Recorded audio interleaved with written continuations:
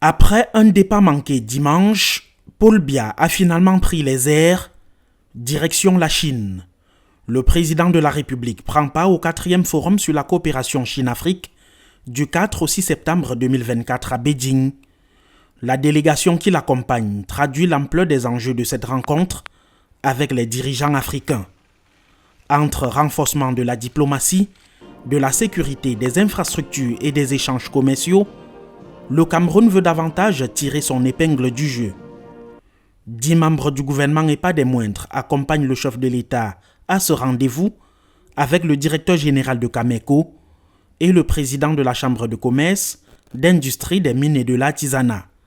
Si le Cameroun veut faire mieux qu'en 2018, où 5 accords de partenariat avaient été signés lors de la dernière visite de Paul Biya, la Chine reste le premier partenaire commercial du Cameroun avec 18,9% de part de marché, c'est 946 milliards de francs CFA en 2023. Une balance certes déficitaire avec les exportations d'une valeur de 232 milliards malgré la hausse de 33,9% par rapport à 2022. Il faut davantage renforcer le dispositif sécuritaire, d'où la présence du ministre délégué à la présidence chargé de la défense et son homologue de l'administration territoriale dans la délégation. Le Cameroun a besoin d'autres routes bien faites et la Chine en est un partenaire privilégié, comme sur la phase 1 de l'autoroute Yaoundé-Douala.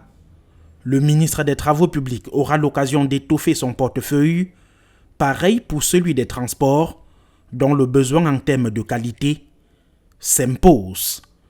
Il y a aussi à vendre, car la masse incroyable des ressources naturelles et minières dont dispose le Cameroun doit être transformée.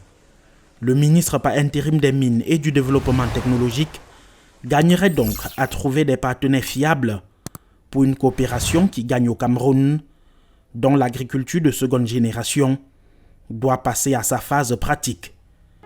La 6e visite officielle du président camerounais en terre chinoise a des atouts certains à capitaliser en dépit de la malgouvernance et de la corruption qui plombent la récolte efficiente des fruits des précédents partenariats.